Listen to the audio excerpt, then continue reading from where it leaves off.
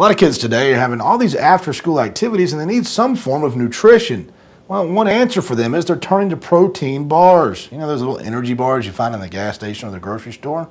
Well, are these really the answer, or are they just a glorified candy bar? Today, friend of the show, Joy Maxey, is going to join us, and we're going to discuss this issue. So stay tuned to Clubhouse Gas.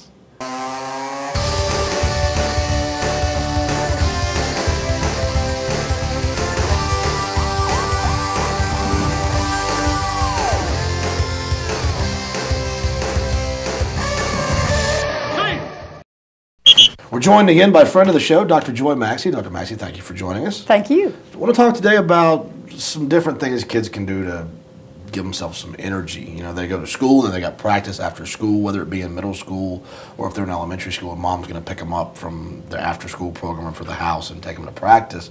And they kind of need some energy, need something to eat to get through. And a lot of them are turning into these protein bars. Is that a good idea, or are they really hurting themselves? Well, it depends on the protein bar. Parents need to be well educated in nutrition in general, both for themselves as well as for their child. And so it's really about the ingredients in the protein bars. Certainly, protein is a good thing for a young athlete to be consuming.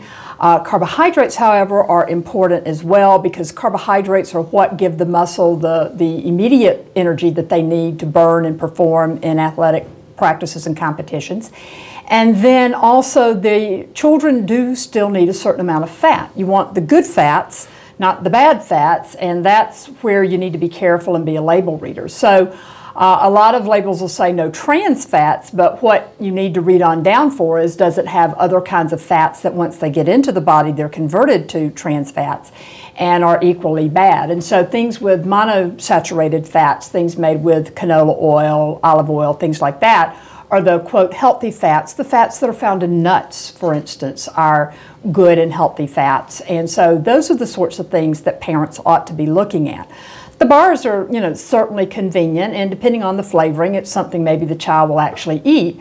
But other alternatives that are equally useful and nutritious are things like chicken strips, a grilled chicken sandwich, nuts, peanuts, which are actually legumes, as well as tree nuts such as almonds, walnuts, cashews, pistachios, nuts like that are equally good choices. And again, for a child who's going to be competing or practicing in hot, humid weather, the sports drinks to go along with that prior to practice for both hydration and a little extra carbohydrate and salts are all very good choices that are as equal in nutritional content and sometimes superior to the protein bars that you find in grocery stores and health food stores and in sports centers. Does trans fat exist? This is an argument I'm going to have with my wife, who's a nurse. I've never heard of trans fat until I started seeing on labels, no trans fat. But you never pick up a label and look at the back and it says trans fat. It's a myth, isn't it? It's a myth put out by food companies. There's no such thing as trans fat. Well, as far as, can you take something that says trans fat off the shelf and put it in what you're cooking? No. But can you pick up oils that are not monosaturated, that are in fact other versions of saturated, like what you find in animal fat, and that converts to trans fats, and that we know is a major contributor to heart disease, blood vessel disease, the fatty plaques that lead to blockages of arteries. And surprisingly, that starts much younger than most people think.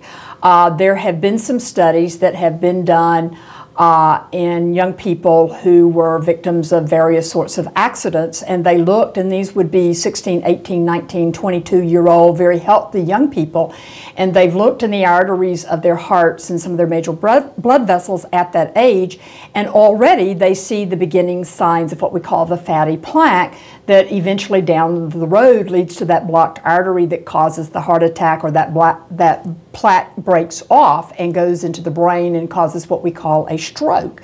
So it's real important early on for parents to model good behavior for children in all arenas, but in particularly diet and what's good to eat.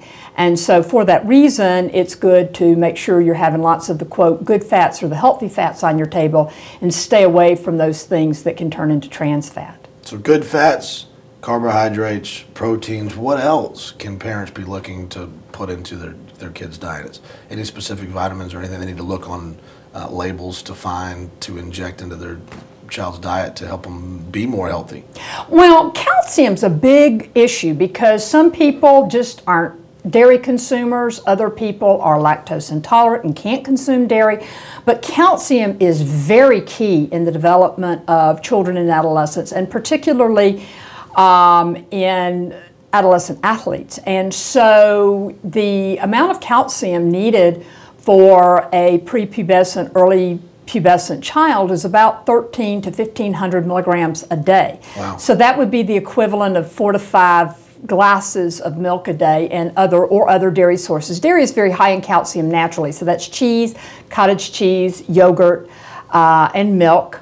And so those things are good choices, but there are other choices.